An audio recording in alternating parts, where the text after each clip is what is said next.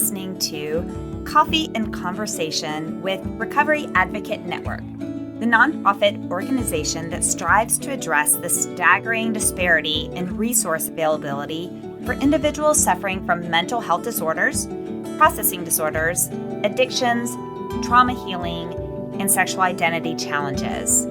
Together, we strive to end the stigma associated with these challenges so that true healing can begin. Welcome back to Coffee and Conversation with Recovery Advocate Network. I am your host, and welcome you to episode number 37. Today's guest is Jeff Clark, an author, U.S. Air Force veteran, and a former operations officer, as well as a former search and recovery officer. He also has his own podcast called Course of Action. A decorated leader, having spent over 12 years on active duty in the Air Force, Jeff has continued his service with the military as a government civilian. His nearly 20-year career has seen him lead teams in logistics, operations, readiness and plans, business and special programs for the U.S. Air Force and the U.S. Space Force. As a former search and recovery officer, Jeff has led search teams to recover downed aircraft and navigate crash sites to document and recover possessions and U.S. government assets.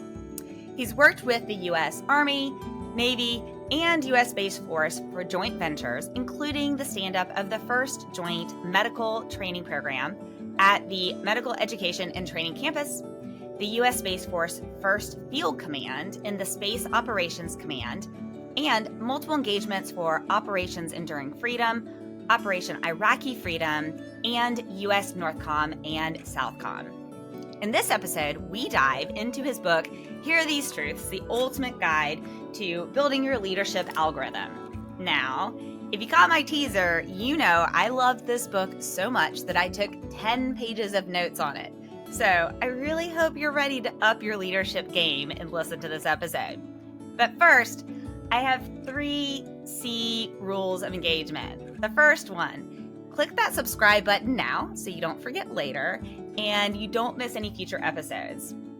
2, commit to staying for the full episode so that you can figure out how to register to win a free prize at the end. And then 3, of course, your coffee. So fill up your coffee, sit back, relax, and let's get started. Yeah. Alrighty, are you ready to get started? Yes, ma'am. Let's do it. Okay, listeners, we are recording this on a Saturday morning with Mr. Jeff Clark, the author of Here Are These Truths, a phenomenal leadership book. So it's Here Are These Truths, the ultimate guide to building your leadership algorithm. The biomedical engineer in me loved the fact that you had the word algorithm on the front of your book. And I love the way you walk through algorithm in the book. I know you spent over 15 years in the U.S. government, 12 in active duty with the Air Force, and you've instilled a lot of those pieces into the book, well with leadership you've learned in so many different ways. And I want to say one thing that I absolutely loved, and then kick it off and let you allow you to introduce yourself. But we have talked in multiple episodes on this podcast about how we cannot compare our chapter 1 to somebody else's chapter 10. And when I read your book and all the wisdom in it, I'm constantly thinking, wow, that's so brilliant. Wow, that's so brilliant. Oh, and you had something in your foreword, which I'm going to be transparent. I don't always read forewords of books. And then I read yours and I thought, I wonder what I've missed in other forewords of books I haven't read. But I like the part where you said, the Air Force did not recognize me as the 2019 Air Force Civilian Supervisor of the Year because I did the same things in 2019 that I did at the start of my career. So why don't you use this to introduce yourself? Tell us why you're here today and a little bit about you. My name's Jeff Clark. I did 12 years of active duty in the Air Force. I've been working with them as a civilian ever since, in several different capacities, several leadership roles. I'm in a leadership role now. And yeah, I wrote the book. I was the 2019 Air Force Civilian Supervisor of the Year. I found that out in May of 2020. So The packages were written in December, graded in January, and then we went months without hearing anything. Um, that's the government. They're on the slow train to China. So it just was a waiting game. And then when I found out, you kind of win an increment level. So I found out I won at like the local level, and then like at the higher headquarters level. And then I thought, well, this is as good as it's going to get. This is the biggest award I've ever won. And then 2 months later, my commander comes down and says, you won for the Air Force. And I was like, you're joking, right? And he's like, no, I'm dead serious. They're going to send you a big old trophy, and I got the email to show it to you. And I was just really humbled. So I thought, I always wanted to write a book about leadership, but that kind of confirmed to me that I needed to do it not for a personal reason, because I had done something right. Because if you looked at that awards package, it was all things that everybody else in the organization, 150 people in this organization, I was one of the top 3 people. Um, I led all these people, and they allowed me to lead them. They did all these great things. I just facilitated their accomplishments and helped them get there. So I just really kind of felt like, I need to maybe tell that story. If anything, I tell that story so that it's in paper form so my kids can read it later on. But if someone like you reads it and it just changes their life, it changes their outlook, it hits them in their right moment. I said, I really need to do it for that. So I did that, and I struggled with the title. And I know I used algorithm in it, and you love that, but it was not. I was trying to go for something so much more simple when I initially gave it the title, and it's a truthful take on leadership. So I wanted to have that in there somewhere, but the algorithm thing kind of came upon me one day when I was on LinkedIn, and I thought algorithms, that's such a catchy word, and we were all focused on the algorithms of what social media does and how it shows you content and all this stuff. And I said, what if there's an algorithm that you could use in your leadership journey that was applicable across all, levels and streams, that would show you what you needed to be shown? And that's when I started playing with the algorithm thing. And then that's when the efforts plus process equals progress kind of came. It just kind of came to me one day. There's no special story behind it. I wish there was. I was sitting behind the computer one day, and then boom, it just kind of, the light bulb popped on. Okay, so I want to read in your book on page 11 when you talk about, because we have listeners from all walks of life, and some of them are probably sitting here thinking, what in the world is an algorithm? Yeah. I'm going to read what you've listed it is in your book, and we can talk a little bit about it. But you list an algorithm is just that, a set of rules and or directions to be followed in calculations or problem-solving processes. A formula is a roadmap to success. It guides you, inspires you, and keeps you in between the lines. In tech, I'm a biomedical engineer, so I love that. Algorithms do the same, keeping true to the defined purpose. That's the formula. Almost every major platform on the web has an algorithm, as you just mentioned, with websites using them to drive traffic, filter content, and keep the blood pumping throughout the site. It's critical to the success. So algorithms are everywhere. And then you go into why do we have these? And then I want to talk about your section that you talk about leaders being leaders like search engines like Google. But so you realized, okay, in this, I've figured out over time and through mentoring from other leaders and probably seeing some phenomenal leaders and some not so phenomenal, which we're not going to call the not so phenomenal as leaders. We're just going to call them managers and bosses, right? Yes. So boss, there are plenty of bosses. Yeah, we have plenty of bosses.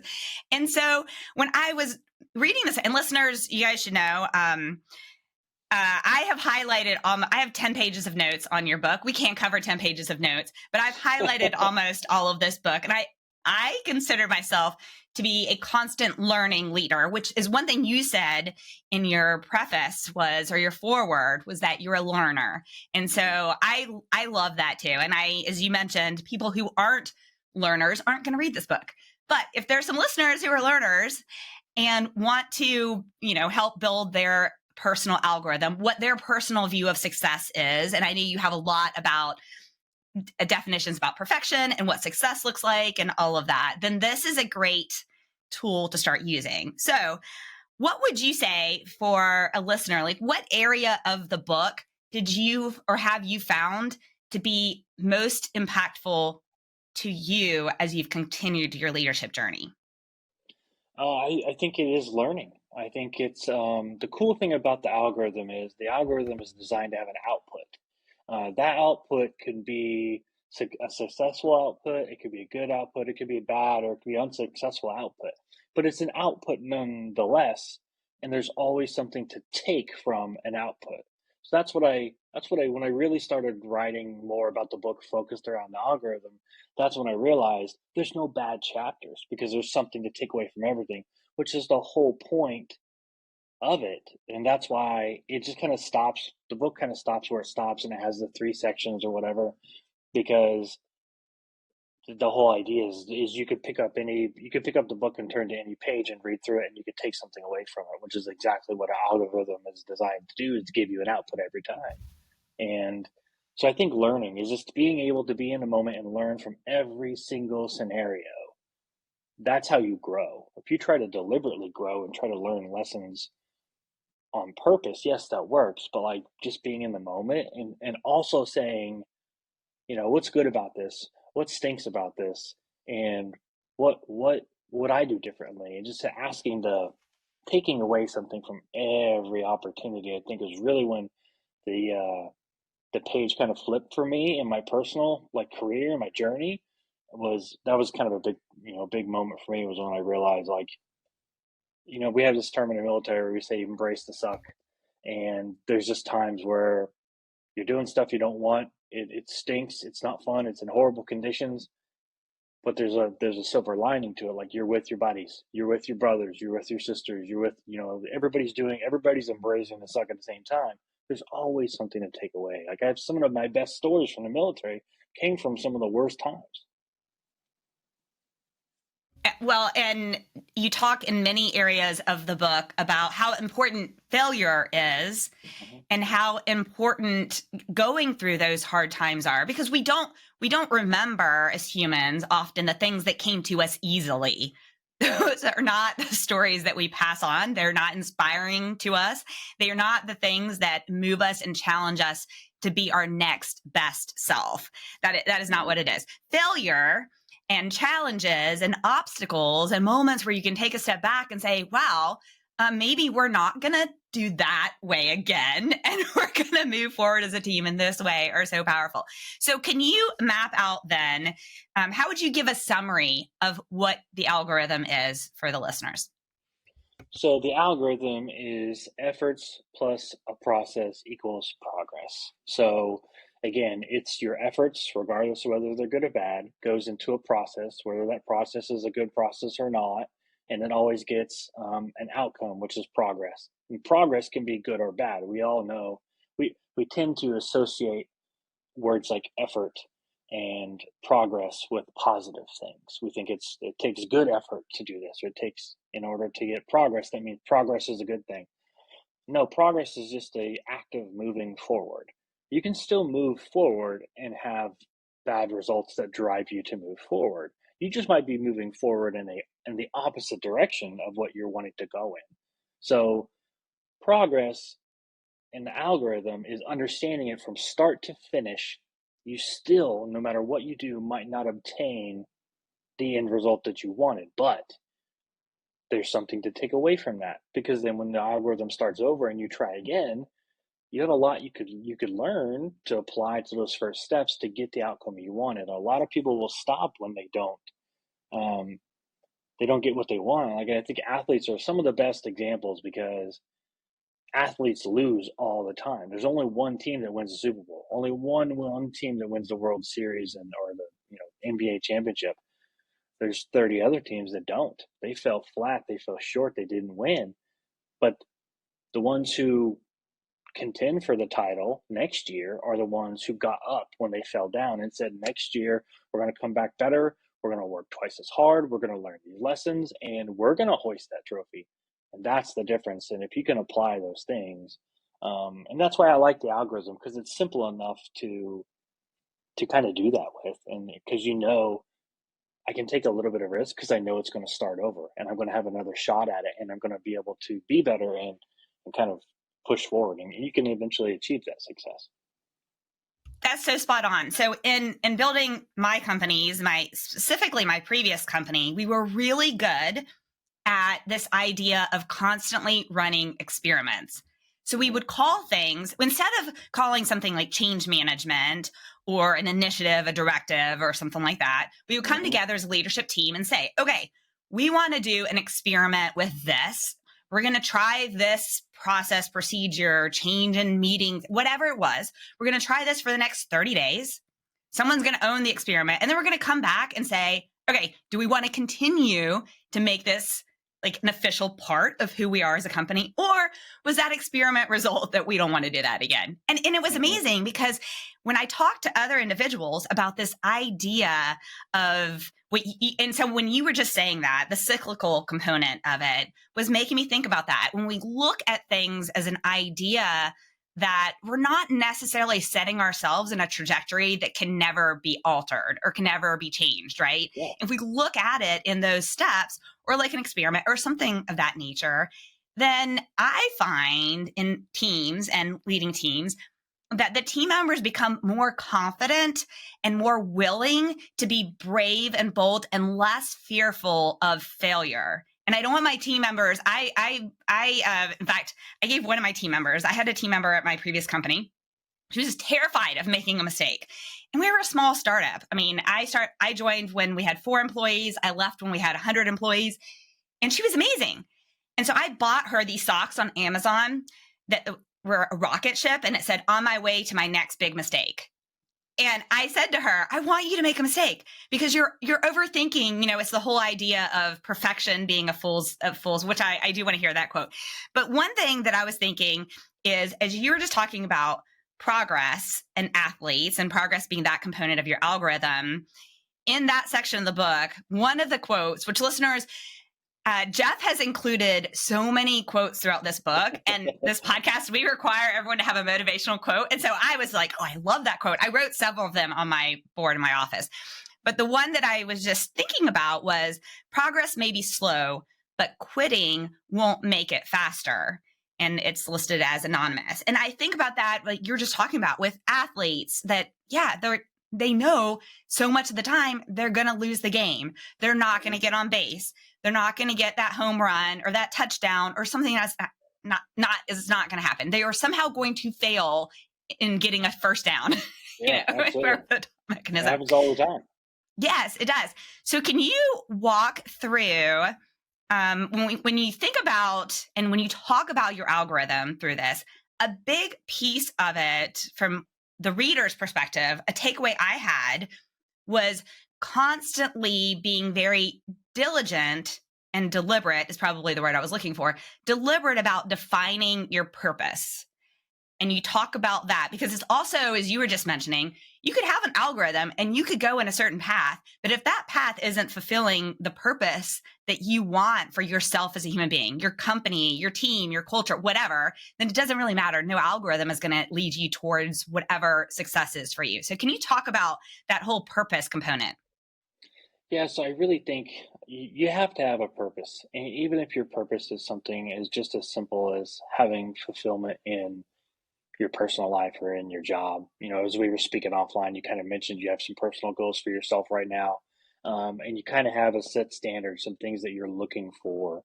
That purpose kind of helps you, I don't want to say narrow it down, but like if you're fishing in a lake and you're casting a line out there and you say, I just want to catch whatever fish I can, there's a very good chance that you could be fishing all day and never catch anything that you want. You could just be casting a line over and over and over again for the sake of doing it because you just want to catch a fish. Well, I mean, that's great, but then what happens when you don't catch a fish? Then you feel like a complete and utter failure and it was just a horrible day. Well, there's no such thing as a bad day of fishing because you could have been at work. It could have been a lot worse. So, but there's a way to change that, and with a specific enough of a strategy, I'm going to go out there and I'm going to go fish. I'm going to fish for catfish because I know this lake has catfish, and I'm going to fish on the bottom because that's where catfish live. I've just increased my odds of one, being successful, and two, having that self-fulfillment of my purpose for going out that day.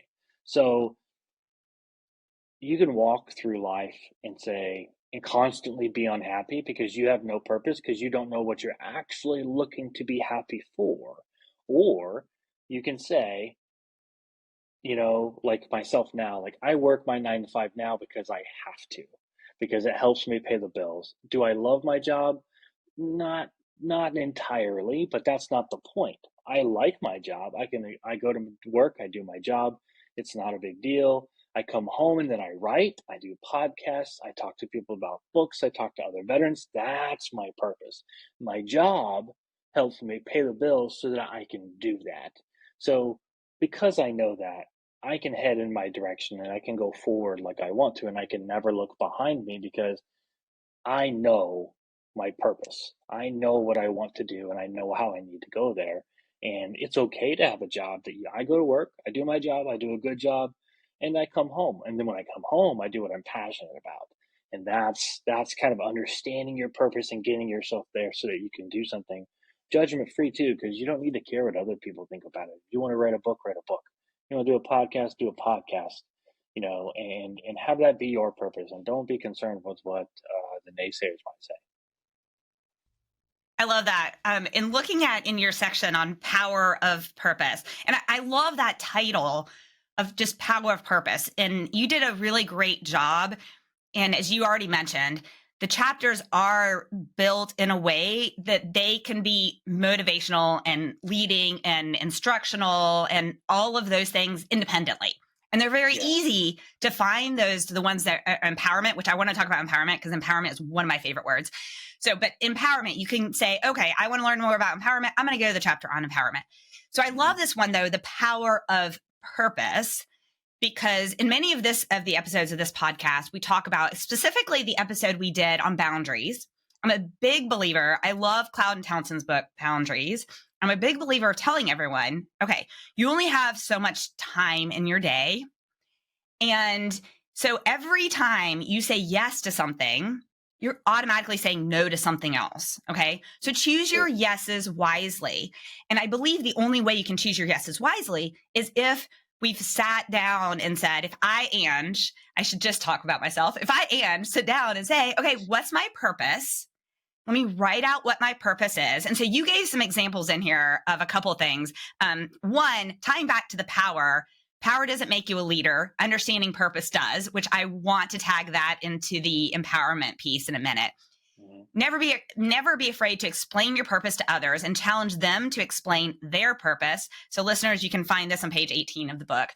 And I love that. And then I thought, okay, wait, how do I explain my purpose to others if I don't understand what my purpose is? And so you talk about the website as an example, right? When customers come and visit your website. So let's just look at us as a human being. So just to pretend that this is Anja's website, because it is. This is my website, right? What do? They should be able to understand, and you should be able to convey your purpose, what you do, what you can do to make their life better. Like, why do they want to be in community, relationship, work with you, not, do a hobby with you? What can you do to make their life better?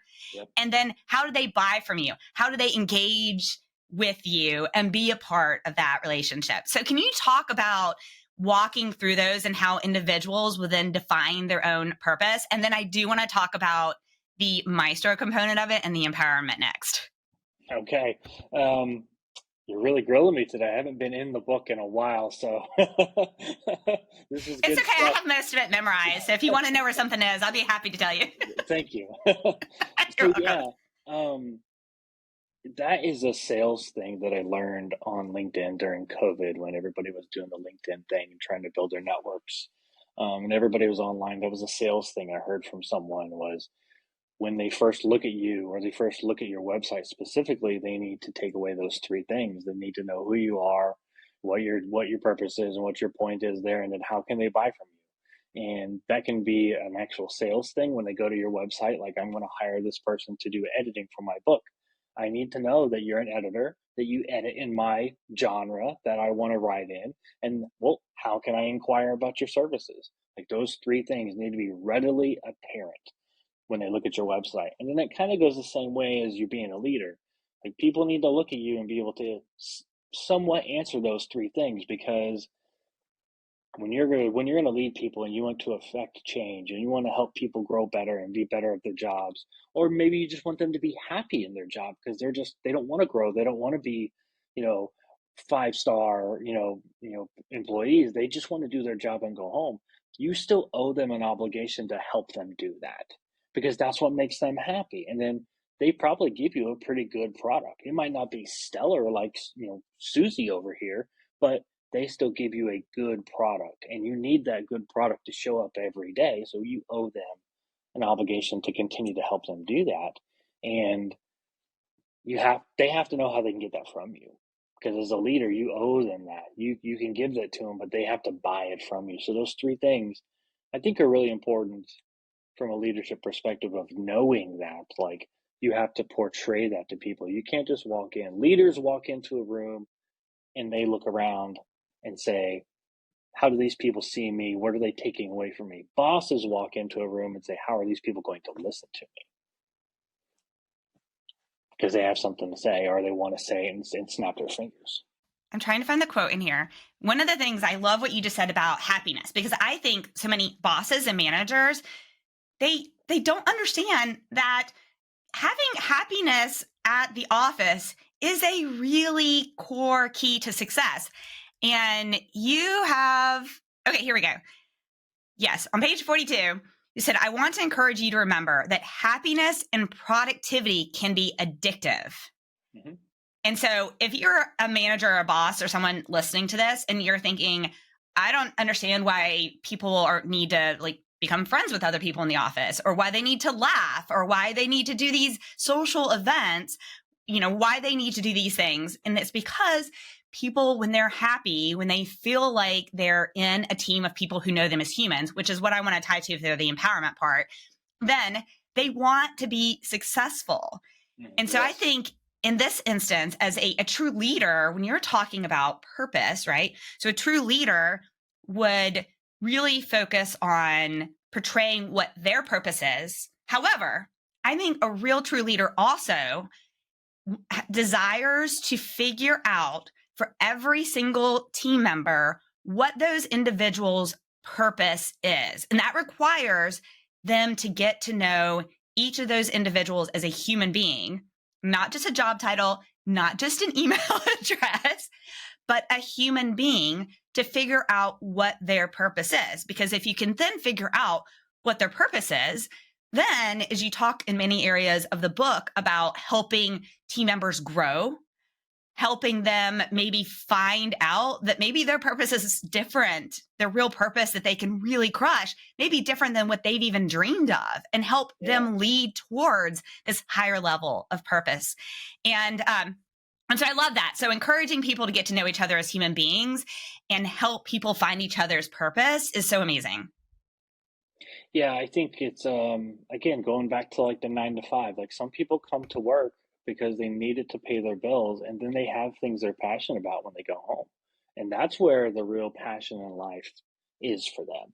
Some people come to work because they love what they do, and that is part of what they need for self-fulfillment. And then, like what you've mentioned about empowerment, like, you want to empower people to be happy because that helps you as a leader. Those results directly come back to you.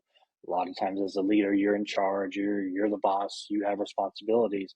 So you need people to give you, progress and products and success. So you have to empower them to do so. And I think morale and happiness, you don't want everybody to be best friends. That's not a requirement, but you do want people to get along. And then you do, to a degree, want to balance things where I know Ange, when she comes into work every day, she is there to kick as much butt as she can. She's a rock star. That's what fuels her. But Dave over here, Dave comes in because Dave goes campings on the weekends, and that's all he looks forward to. This job fuels his budget to do that. So I'm going to treat you guys, quote unquote, differently, but for a purposeful reason, because I know what fuels you. And if I know that, I can get the same product out of you. I'll get it out of you because you want to give it to me. I'll get it out of Dave because I just empower him to do it, and then he does it naturally without even knowing it. Does that make sense? Oh, it totally does. I have to tell you this story of something that happened last year at my company. So I have a team member in finance at my company, and he's amazing. And he very much falls into that category of coming into work. He comes in early, and so he leaves early, and he focuses at his, and he's really started this year to come out of his shell, and it's been amazing. But last year, we did this initiative, and then we did the same one this year, where I sent out to everyone and said, okay, if you can list 4 or 5 goals of things in the month of December, in the first 2 weeks of December, that if you don't focus on these goals, they will easily slide into the new year. So if you can list out these goals, and then if you finish these goals by this date before Christmas, you can have all these extra days off. Okay. So everyone created their goals. Well, in part of that too, I was trying to institute, I was new at the company. I'd only been here a couple months, and I was trying to institute Slack, and he had not set up his Slack, and someone was trying to tag him in Slack to give him kudos for something, and they couldn't tag him because he hadn't set up his Slack. So I sent him an email, and I was like, okay, can you do your Slack? So he responds back and is like, well, actually, these are my goals, and my desire is to get my time off. So if setting up Slack is more important than one of these other goals, I will do it. But otherwise, these bring home the bacon. Now, it was like spot on, transparent, where he said, my purpose and the work I'm doing during this time is not necessarily to be tagged in a kudos, but it is, I want this time off with my family in the holidays, and I'm going to focus on that. Now, it ended up becoming a very big office joke because I had my daughter go buy a pound of bacon, and I put a little Post-it note on it, and I said, can I prepay with this bacon for you to set up Slack? Did he do And it? gave it to him, and he did. So we have photos of this. Now, what's added even funny is that I have a special needs daughter, and so when I had her go buy the bacon for me, she bought turkey bacon. And I was like, why did you buy turkey bacon? And she goes, do you know how expensive regular bacon is? I'm not spending my hard-earned money on your office shenanigans. That's hilarious. My son's like that too. My son has high functioning autism, so sometimes we get a random gem like that from him. And Yes, I'm like, where did that come from? Like, we what call it is that? Rihanna-isms. Yeah, It it's makes so brilliant. much sense, but I was like, what? So it's still a year later, that phrase, and several of us have gotten over this past year, have received a pound of bacon for doing something super fast or going above and beyond. It's just That's become this cool. It became the inside. office trophy. Yes, it became the That's office cool. trophy. Yeah. That's really But the cool. key being is that it was really him. He felt confident enough. He could say to me, this is what my purpose is. And then I could work within that. Another thing that we recently did, figuring out purpose, is I created these employee preference sheets and sent them out all to the employees. And I had them include things on there like, what are some of the foods you want to see in the office kitchen? What are some activity events that you would like to do? This particular team member, who had just been so quiet and kind of in his cubicle because his purpose was that, right? He responds, he'd like to have a book club because we don't focus enough on educating or growing our brain like other things. And I was blown away. So we just did our first book club. Cool. We read Three Body Problem, which is an amazing book. I never would have read it otherwise because I only really read biographies and leadership books and things like that. But his purpose in wanting to have a hobby outside to do this, by as a leader identifying that purpose and saying, wait, this could add value to the entire company and bring us together as a team, was amazing. And then to empower him, he ran, picked the book and all of that. And so it was really cool. But getting to know humans as humans, I think, is one of the things. And I do want to talk about empowerment. I want to read one of your quotes that you have as well, or one of your areas in the book. So on page 21, talks about empowerment and not micromanaging. So I loved it because I was actually just talking to another leader this past week. And I have worked with a lot of micromanagers in my life. And I hate the word, first off, I hate the word delegate. I wish the word delegate would just get out of the English language because I think instead you empower people. So you give people the power to accomplish whatever the purpose, the results, and all of that needs to be. And you have a quote on page 22 where you say, professionals turn passions into purposes and purposes into results. But the part about empowerment, you said, okay, instead, power should be viewed as an asset, a motivational tool like a symphony maestro. And you talked about John Williams conducting the orchestra. It's beautiful, powerful, and majestic. He moves his hands with the baton, the little stick thing, with precision, guiding the musicians to a masterpiece. He's not the most powerful person on the stage. He's simply the one organizing it all. The power is in the instruments being played by the experts dedicated to the music. And I love that part when you're thinking about being a leader and empowering it. It's like, okay, wait, that the leader, you don't have the power. The power is in every single team member, right? And so your job, and so John Williams, he can't play all these instruments at once. He knows it, but he knows how to leverage powerful people and lead them to a masterpiece, which is why he's considered one of the best composers ever. So can you talk about your vision and your thoughts on empowerment? You just mentioned you also hate the word delegate. So tell me a little bit more about and I got super excited when I saw you get so passionate about not liking the word delegate. So tell me more. So we use delegate a lot in the military. It was like, oh, I'm going to delegate this to so-and-so. And it was oftentimes in association with something I didn't want to do. I'm going to delegate that to a junior enlisted, somebody lower ranking than me because I don't want to do it. And we use delegate like that. And a lot of times it was kind of a joke. And it was kind of a funny ha-ha. But the importance behind, the word delegate is a powerful tool, because you can take something that maybe you do or do not want to do and hand it off to somebody and have them do it. That's fine. That's kind of how business does work at times. But you can turn an easy task into a complete and utter catastrophic failure if you just hand it off. We call it, for lack of better words, I'm just going to flick the booger. I'm going to booger flick this to them and just watch the train wreck happen. Well, you've actually caused way more problems by just tossing it over than if you would have said, hey, I'm going to give this to you. I want you to do this task. But I also want to know what you need after you look at this and analyze it and figure out kind of how you need to go about this. I want you to come back to me and tell me what you need to get it done. And then I'm going to go get those things for you. Or we're going to talk and we're going to see what we can do. There might be some compromise or whatever, but I need to hear from you what you need to get this done. I'm not just going to give it to you. I'm not just going to say go forth and conquer. My requirement of this, if I give it to you, is that you own it and then you tell me what you need to be successful. Because if you can't do that, I'm not going to give it to you.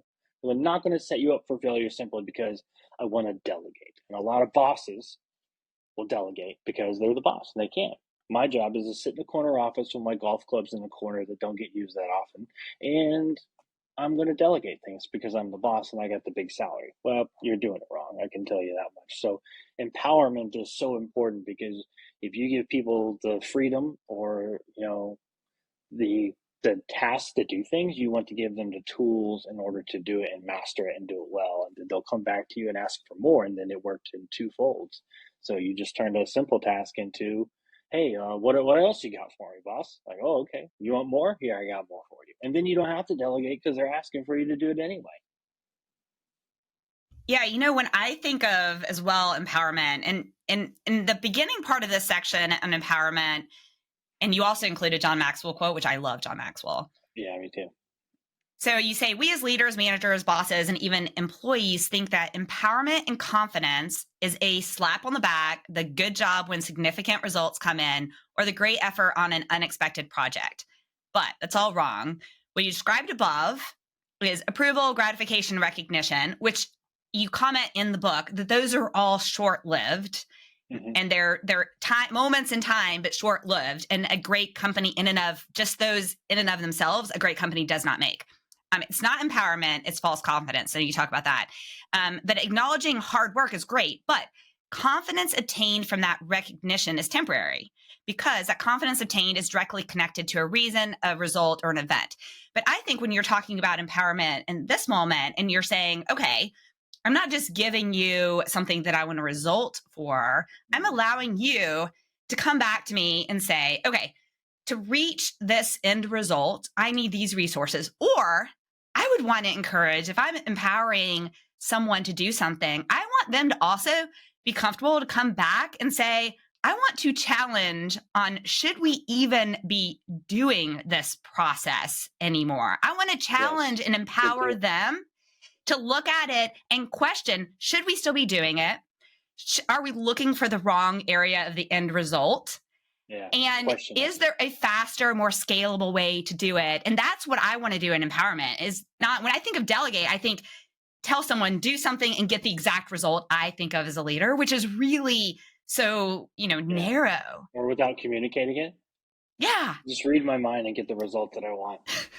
Oh my gosh. All of your areas in communication in here are also brilliant. Leaders who they are leaders who are not transparent and cannot communicate.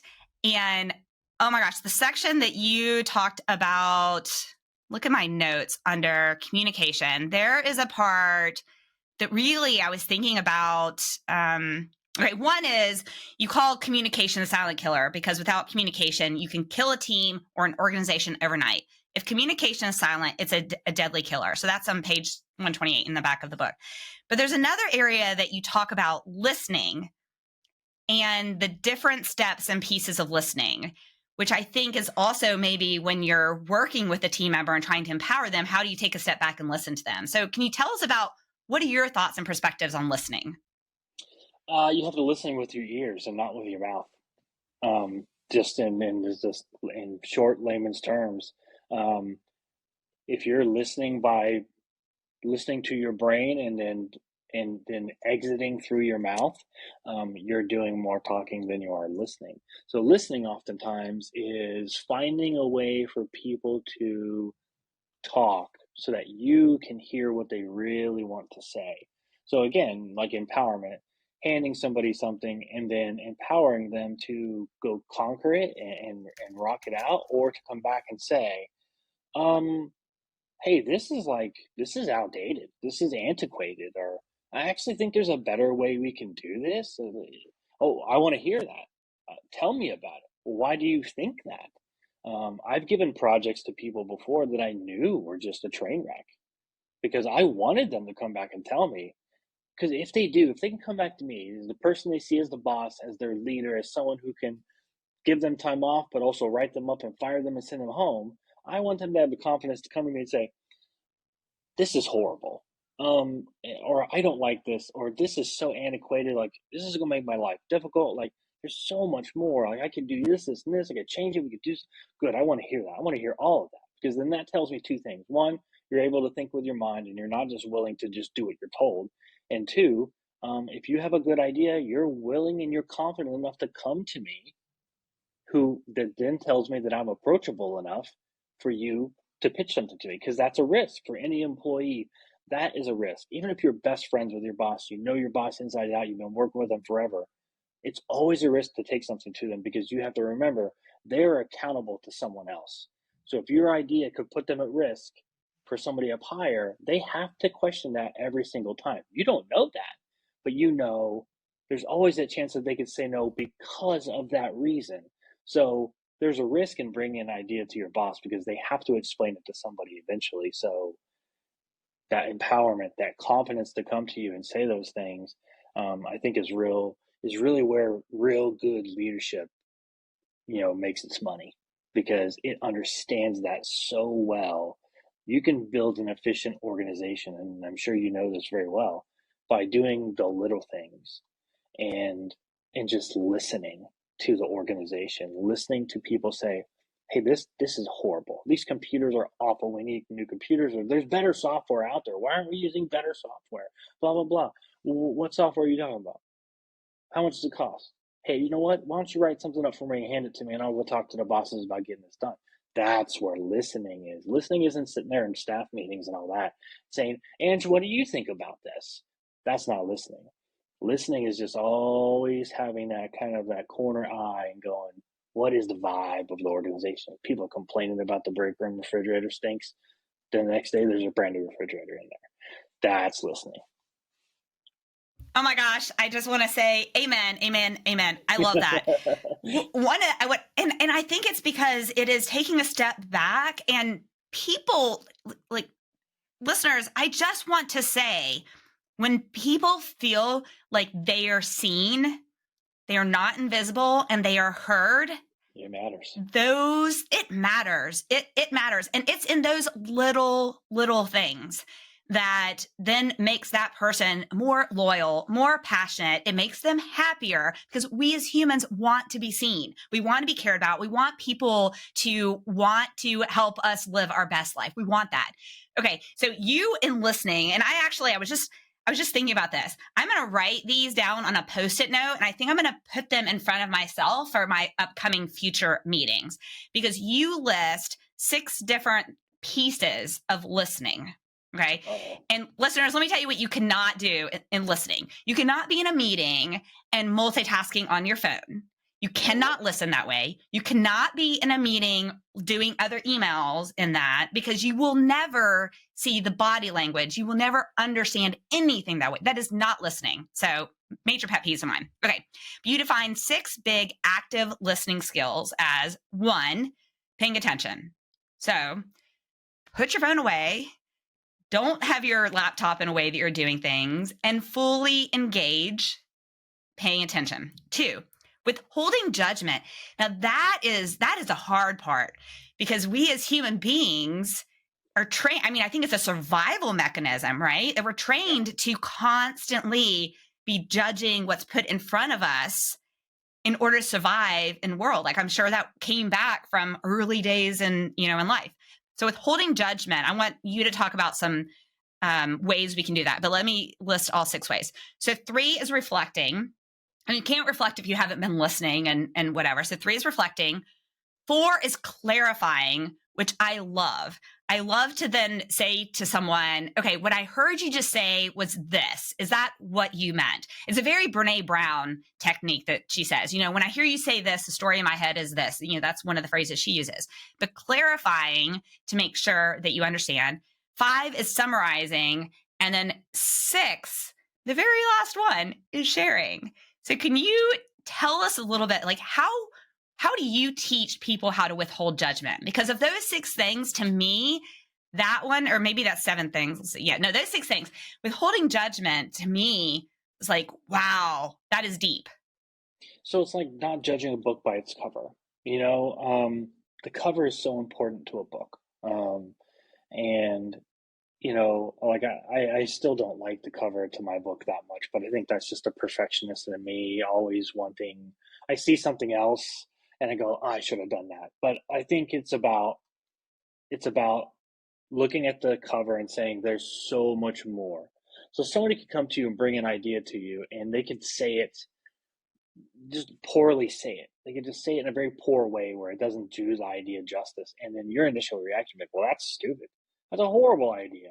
Well, you base judgment on those few little words or that 1-minute conversation that they told you about that idea. And that's the only amount of research that you did to dive into that idea.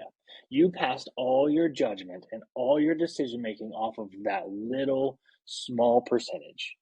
And instead, you could say to every idea, okay, let's get something on the calendar. Let's discuss more. I want to hear more of your thoughts about it. I want to give you a half an hour to an hour of time to explain this to me. We can go back and forth, as opposed to just 30 seconds in a staff meeting where it might be a bad idea. But after a 1-hour discussion and maybe putting the right players in the room to support your idea, we can turn a bad idea into a great idea, because you have to take the time. So when you pass judgment initially, so you really have to withhold it. You really have to sit there and take everything with a grain of salt and say, I want to hear more. Because again, you're just not doing an idea justice by give me the 30-second rundown of your idea. And it's like in the publishing world, give me your elevator pitch. Your elevator pitch is supposed to tell an interested agent or publisher everything about your book in like 15 to 20 seconds. That's impossible. It's absolutely impossible. But you have to say enough to hook them to where they go, I want to hear more. So oftentimes an employee doesn't know that. They don't understand the elevator pitch and the hook. They just say, hey, I got a really good idea about repaving the parking lot. You go, well, that's dumb. We don't need to repave the parking lot. But you didn't take any time to hear why. You park at the front because you're the boss. So you don't go through the back and you don't go through the potholes. You don't see how the lines are faded, how people don't park correctly, and that you always have to park in the back and blah, blah, blah, blah, blah. You took no time at all to hear that out. So instead of passing judgment initially, practice not passing that judgment and saying, okay, well, if it's such a good idea, I want you to tell me more. So, come up with a business plan, come up with a PowerPoint, come, put time on my calendar and come tell me more about it because um, you just don't know when a good idea is going to be there. Because a lot of bad ideas in the world turned into great solutions because real good leaders took the time and invested in them. I was just going to say the phrase that you just said. I think there's so much power in tell me more. Yes. Those three words, the beauty of tell me more from my perspective is if someone's giving an idea and I might immediately be judging it because I'm a human being and that's what I do and I'm It's trying hard. not to, right? Then I can slow myself down by just saying, tell me more. And I think that is a powerful tool to Mhm. slow down your own judgment and also give that individual the ability to perhaps say it in a different way or to perhaps Sure. add those a couple of different key parts in it by you and I if I say tell me more, I don't have to play my cards that I immediately think this is a really stupid idea. I don't have to play my cards, right? Right. Tell me Right. more can be said with no emotion. Just tell me more, full stop, stop talking, and let them tell you more and engage in that conversation. And I think as humans, we want to be seen and we want to be heard. So if someone says, tell me more, then we're seen and heard a little bit more than we would have been if they hadn't had said that. Well, if they have a good idea and they're passionate about it, they're not thinking about timing or approach or the elevator pitch or anything like that. They're just anxious. I can't wait to pitch this to the boss. I think this is a great idea. So you could be in a budget meeting, and at the end of the budget meeting, where you just talked about losses and how the budget's going to be, lower this year, we're not going to have as much money, we're going to have to squeeze, and times are going to be tough. And then somebody comes up to you and says, "Hey, I got a good idea about how we can invest in something." Why would you talk to me about investing money after a budget meeting like that? Like, that's a tough conversation. You immediately want to pass judgment and say, "I don't even want to hear it. Did you not just listen for the last hour?" Like, that's real easy for you to say. But it's even easier to say, I want to hear more. I certainly don't want to hear about money right now, but we can talk more later. You might have something that could be tenfold. Your idea could help us now, but it could also save us money in the long run. Money that we can then reinvest into other things we want to do because things are tight right now. So when you start to multiply things and apply them to different layers and levels and problems within the company, you just don't know when the simplest you know, idea could turn into something explosive. Like if you look in history, like some of the smallest little things turned into ground-breaking pieces of technology or pieces of history. Like the iPhone. People thought, well, who the heck needs all that stuff on one device? Why do I need my music and my calendar, and my email, and all that stuff on one device? It was almost too much. Well, now we can't live without it. So you just don't know when a good idea is going to show itself. So passing that initial judgment is just, in my opinion, I think is a very, very bad idea. And you should wait and dedicate the time to say no to it if that's really what you want to do. But then you have a reason to at least say no and say, I don't like this because of X, Y, and Z. So you use examples in the book about Apple and Microsoft when they were competing and coming through. And one of the things that you talk about Apple, one of the reasons they, from your perspective, were so successful is they were only competing with themselves. I love that phrase. I used Mm-hmm. to race Ironman races and it was constantly in our heads. I'm not competing with everyone else. I'm just competing with myself to be a better human Yeah. every single step of the day. And that tied into Apple. So now let's see how willing you are to be vulnerable. I'm going to share my Same here. leadership fail first. So I'm going to give you a moment to think about what you want to be vulnerable about or not. Okay. So one of the areas being a leader I struggle with, and I know I struggle with it more if I'm tired, hungry, stressed, exhausted, overbooked, all of these things. So when these things happen, a failure or an area I struggle is I often end up going from meeting to meeting to meeting to meeting. And being a COO, I have lots of different departments. So it's that context switching constantly, right? And I go into these meetings with a mindset of just solving a problem and moving to the next meeting. I don't go in a mindset of listening to the amazing, brilliant team and letting them own it and sitting back. I talk too much. I try and just get to the answer so I can just move to the next meeting. And I end up being, sorry, listeners, but I end up kind of being a bitch. And I learned this in executive coaching at my last company. And it was so powerful when the executive coach taught and like pointed this out, and I realized it. And then I've been able to, over the years, say to my team, okay, this is an area that I struggle with. So if you see me start falling into these areas, please pull me aside and say, maybe are we booked too much, or whatever phrase you want to say to me to remind me that's not the leader I want to be. I'm not a good leader in that way. And that's an area. So that's an area of constant growth I have for me. I'm sure you've been thinking now, my question to you is, what is an area of your own personal leadership that you want to continue to grow and thrive in? I think for me, it's always going to be listening. It's always going to be because as a leader, you have good ideas too. There's things that you're passionate about because you're seeing operations from a different level. Maybe you're looking kind of more down at the operations and you're looking at the bigger picture, whereas your subordinates are kind of looking at the picture from eye level, and you have ideas and they have ideas, and then you both want to talk, and you very well could be saying the same thing, but who's it more important to hear it from, yourself or them? So I think for me, it's always going to be listening. It's because listening does so much for empowerment, for power, for leading. I mean, the list goes on and on.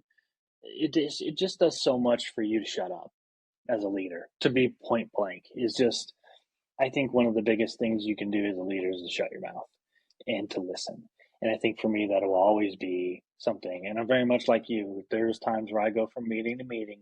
Um, and I think one of the biggest things I ever did for myself was I blocked out time on my calendar to always take lunch and to always have thirty minutes to an hour of admin time that I dedicate nothing to do.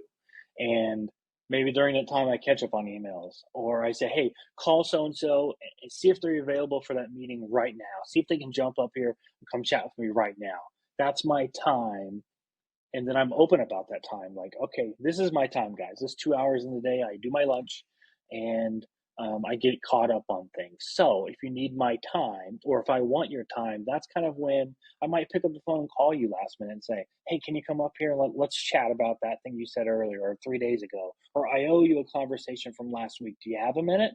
And then come up there. And then you can ease into it. Say, hey, I'm going to eat my lunch while you talk, but I am listening, and then you can just relax. That's your time. You owe that to them. You owe it to yourself. And then because I go from meeting to meeting sometimes too, and my head's spinning a million miles an hour. It's hard to tell if I'm coming or going. Um, you can disappoint people so easily when you just forget about a conversation. So if you can have that time to actively listen and say, I'm going to eat my lunch and not say a word, but you're going to do all the talking and I'm going to listen and I'm going to have questions when I'm done with this hamburger. So, you just let them go. Then you give them your time.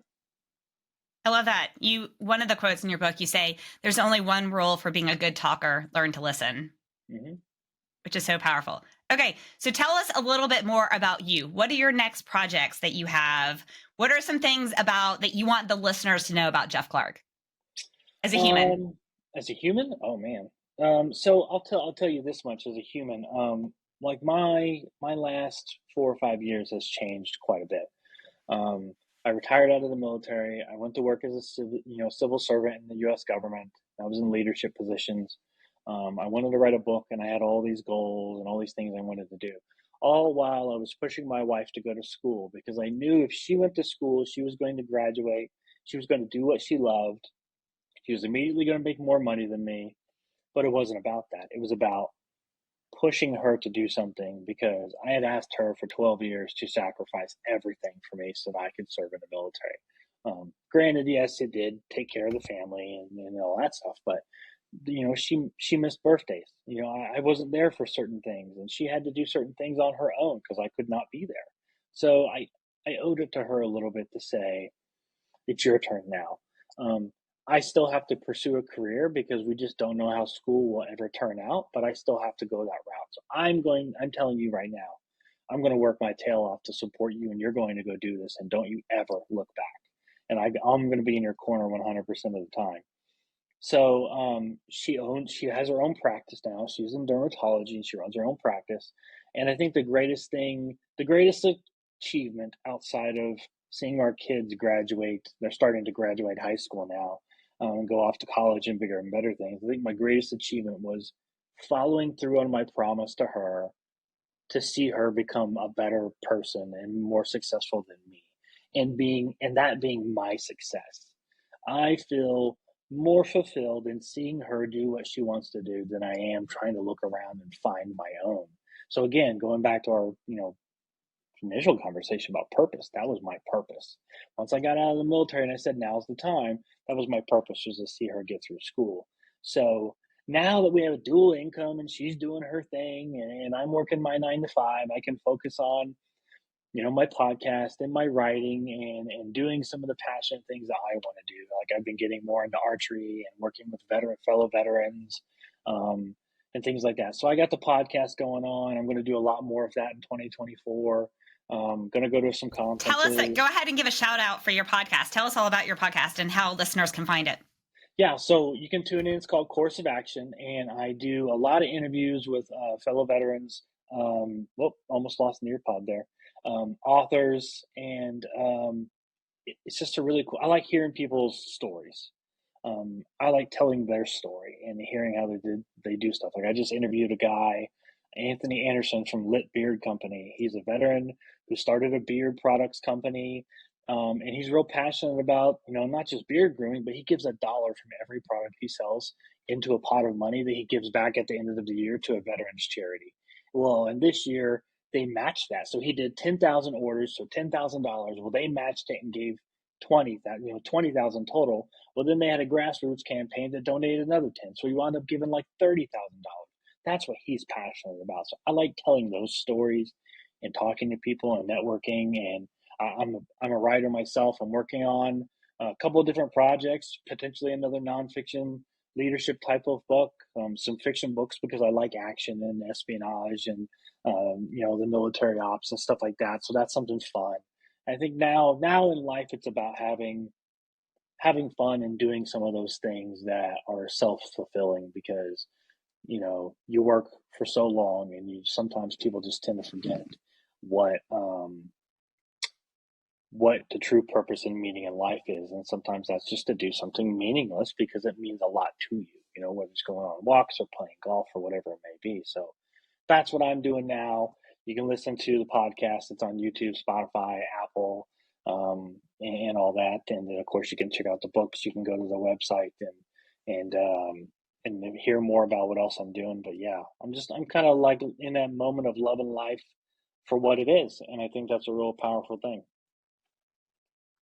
That's so beautiful. And hearing, man, your love and commitment, and it's the sign of a true leader to say, I made a commitment to my spouse and I am going to keep that commitment. And I'm going to, as her partner, be the most supportive, biggest fan, advocate. I mean, that is so powerful. The world needs so many more couples that build that type, because you kind of, a marriage is like a company in a way, right? And it changed our marriage when she graduated. That's so amazing. And she started working and she started having something that she was passionate about.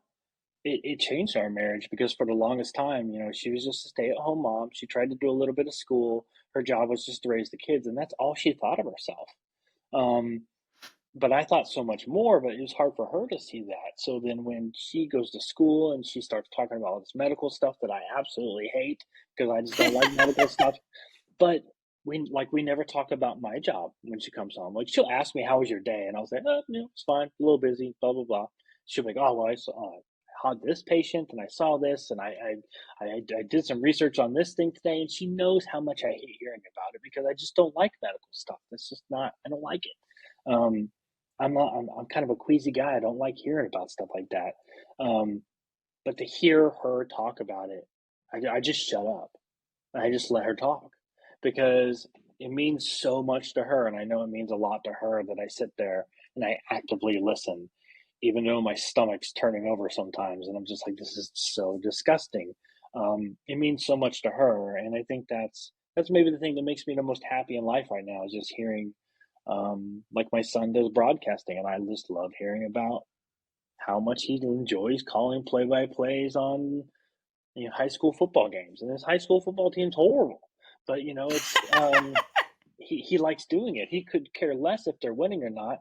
It's about breaking down the all the plays and the yardage and the statistics and all that. So I think that's just kind of what life is about right now. Perfect. Okay, so two things. One, is there anything that you really hoped we would cover today that we've not covered? Oh, no, like you said earlier, I think we could talk on this for hours, but I think the could. one thing I would say about the book, if you're going to read it with an open mind. Read it with I have something to gain from this, even if I think I'm doing a good job right now. There's always something you can learn from things. There's always the opportunity to self-improve. And I think if I wanted anybody to take anything away, it would be, there's always more. There's always more you can say. There's always more you can hear. There's always more you can do. So be open to it.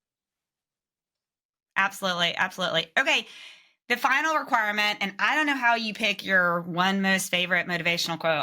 I'll allow you to have a couple of them if you want, but a requirement of this podcast is you have to list what your favorite motivational quote is. So what is yours, Jeff?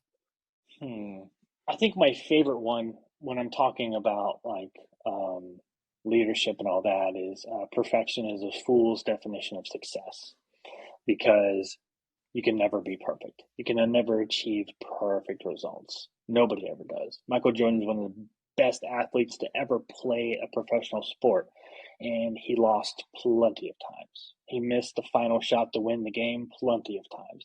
We often look at Michael Jordan as perfection. He's the best basketball player to ever grace the planet. He's far from perfect. So I think perfection is a fool's definition of success. So if you're looking to be perfect, you're going to fail. It's going to be bad.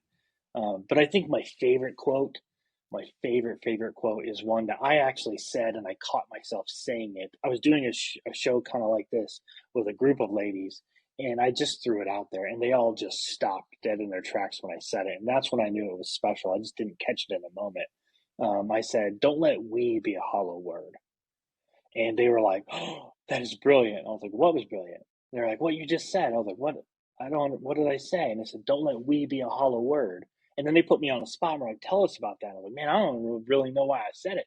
It just kind of came out. But if you're going to say we, make it mean we. Don't make it mean you. That could be anything from your personal life at home, with your partner or your kids or your robust family, or it could be your work family and your employees or whatever, your investors. Don't let we mean anything except for we. That means hand in hand. We are doing this together. We are in this together. And I think that's something the military taught me. And I just didn't realize it when I said it. Was there's times where we were all in bad situations, but we were all in it together. So we needs to be a very robust word. It cannot be a hollow word. That's my favorite quote. And not because I said that it, just one because, as well. Just because it was so impactful when I said it, and it meant so much to other people, and I just said it off the top of my head. So it's my favorite quote, even though I said it myself. It just I have a soft spot for it, I guess. I love it. I love it. Well, thank you. You are amazing. Thank you so much for your time today. Of course. You just listened to episode number 37 with Jeff Clark, author of the book, Hear These Truths, the ultimate guide to building your leadership algorithm. We hope you have been encouraged and learned something from today's story. To learn more about Jeff, visit his website at www.jeffclarkofficial.com. We'll also include additional links to his podcast and book and social media handles in the show notes so that you can follow him as well. Now, it's time to remember to like this episode, subscribe, and turn on your notifications to ensure you do not miss future episodes.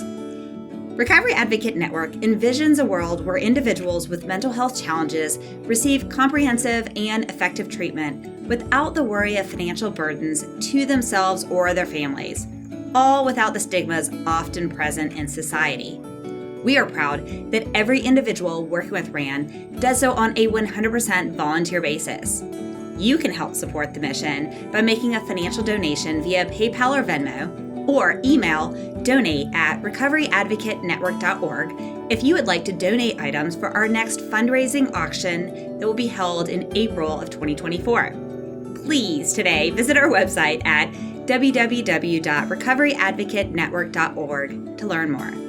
Stay in the loop about upcoming events, future episodes, and other amazing stories by following us on Facebook, Instagram, Twitter, X, TikTok, LinkedIn, and all major podcast platforms. As a reminder, the experiences and advice expressed in this episode are the host and guest's own personal stories and do not represent the opinions of any organization mentioned. RAN is passionate about opening the doors for all voices and experiences, not just those expressed in any particular podcast. If you want to share your experiences or expertise, we encourage you to be a future guest by emailing us at podcast@recoveryadvocatenetwork.org or submit a blog post by emailing blog@recoveryadvocatenetwork.org.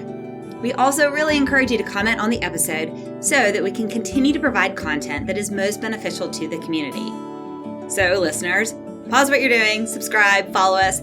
Please give us a 5-star rating and give us some feedback and share these episodes with friends. You never know whose heart you will touch. Please be a part of the reason someone has new hope today.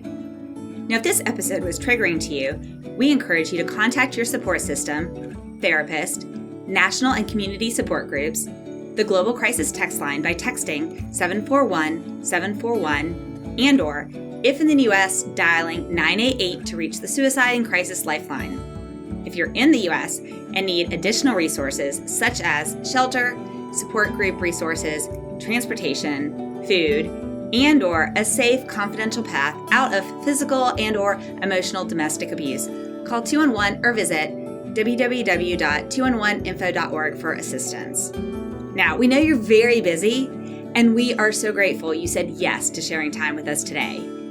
If you stuck with our 3 C's of engagement and listened to the full episode, then please leave a comment and share your favorite part of the episode on it. You'll then be entered to win an autographed copy of Jeff's book, as well as a Coffee and Conversation coffee mug. Okay, thanks again for your time. We are really grateful. And until next time, back to your coffee.